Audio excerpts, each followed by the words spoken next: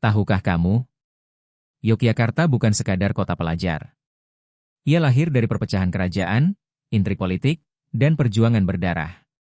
Ia berdiri bukan hanya karena sejarah, tetapi karena tekad untuk merdeka.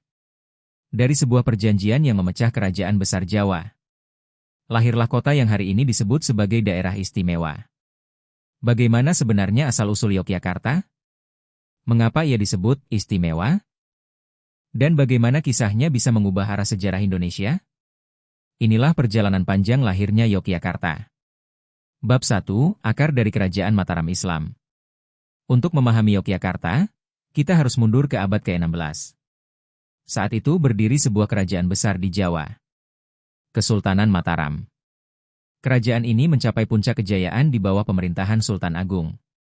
Wilayahnya hampir meliputi seluruh Pulau Jawa. Namun setelah Sultan Agung wafat, konflik internal mulai muncul. Perebutan tahta dan campur tangan VOC Belanda memperlemah kerajaan. Belanda melihat peluang. Politik adu domba mulai dimainkan. Bab 2, Perjanjian Giyanti. Lahirnya Yogyakarta. Tahun 1755 menjadi titik balik sejarah. Terjadi konflik antara Pangeran Mangkubumi dan Sunan Pakubuwono III yang didukung VOC. Konflik ini berujung pada sebuah perjanjian yang sangat menentukan. Perjanjian Giyanti. Isi perjanjian tersebut membagi kerajaan Mataram menjadi dua. Kasunanan Surakarta. Kesultanan Yogyakarta. Pangeran Mangkubumi kemudian dinobatkan sebagai Sultan Hamengkubuwono I dan mendirikan pusat pemerintahan baru di Yogyakarta.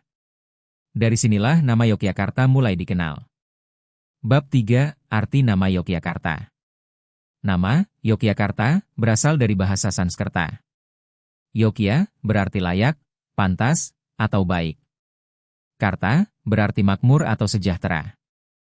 Secara makna, Yogyakarta dapat diartikan sebagai kota yang layak untuk kemakmuran. Nama ini juga terinspirasi dari kota Ayodhya dalam kisah Ramayana, yang melambangkan kota suci dan penuh kebijaksanaan. Sejak awal, Yogyakarta memang dirancang bukan hanya sebagai pusat pemerintahan, tetapi juga pusat budaya dan spiritual Jawa. Bab 4, Filosofi Kota dan Keraton. Sultan Hamengkubuwono I membangun kota dengan filosofi mendalam. Keraton Yogyakarta dibangun sebagai pusat kosmologi Jawa. Jika ditarik garis lurus dari utara ke selatan, terdapat poros imajiner yang menghubungkan Gunung Merapi, Keraton Yogyakarta, Pantai Parangtritis. Poros ini melambangkan hubungan antara manusia, alam, dan Tuhan. Gunung Merapi melambangkan kekuatan dan asal kehidupan. Laut Selatan melambangkan misteri dan akhir perjalanan. Keraton berada di tengah sebagai simbol keseimbangan. Yogyakarta sejak awal dibangun dengan filosofi, bukan sekadar arsitektur. Bab 5, Yogyakarta dan Perjuangan Kemerdekaan. Status istimewa, Yogyakarta tidak muncul begitu saja. Saat Indonesia memproklamasikan kemerdekaan tahun 1945, Sultan Hamengkubuwono IX menyatakan bahwa Yogyakarta bergabung dengan Republik Indonesia.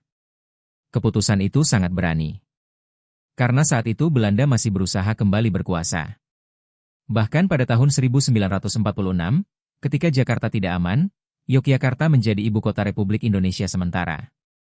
Di kota inilah strategi perjuangan dirancang. Di kota inilah semangat kemerdekaan dijaga. Karena jasa itulah, Yogyakarta diberi status khusus sebagai daerah istimewa. Bab 6, Mengapa disebut daerah istimewa? Daerah istimewa Yogyakarta memiliki keunikan yang tidak dimiliki provinsi lain. Sultan yang berkuasa otomatis menjadi gubernur DIY tanpa pemilihan umum seperti daerah lain. Hal ini diatur dalam Undang-Undang Keistimewaan Yogyakarta. Keistimewaan tersebut adalah bentuk penghargaan negara atas peran besar Kesultanan Yogyakarta dalam mempertahankan kemerdekaan Indonesia. Yogyakarta bukan hanya kota budaya. Ia adalah kota perjuangan. Bab 7, Yogyakarta hari ini. Kini Yogyakarta dikenal sebagai kota pelajar, kota budaya, kota wisata, kota toleransi. Namun di balik ramainya Malioboro dan kampus-kampus ternama, tersimpan sejarah panjang yang penuh konflik, filosofi, dan perjuangan. Yogyakarta lahir dari perpecahan, tumbuh dari kebijaksanaan, dan bertahan karena keberanian. Asal-usul Yogyakarta bukan sekadar cerita tentang berdirinya sebuah kota. Ia adalah kisah tentang strategi politik, filosofi hidup Jawa, dan keberanian memilih jalan kemerdekaan. Dari perjanjian Giyanti hingga menjadi ibu kota perjuangan, Yogyakarta membuktikan bahwa sebuah kota bisa menjadi simbol kehormatan dan keteguhan. Dan mungkin itulah alasan mengapa Yogyakarta disebut istimewa. Menurut kamu, apa yang membuat Yogyakarta benar-benar istimewa? Budayanya? Sejarahnya? Atau perjuangannya? Tulis pendapatmu di kolom komentar. Jangan lupa like, share, dan subscribe untuk konten sejarah Nusantara, misteri masa lalu, dan kisah luar biasa lainnya.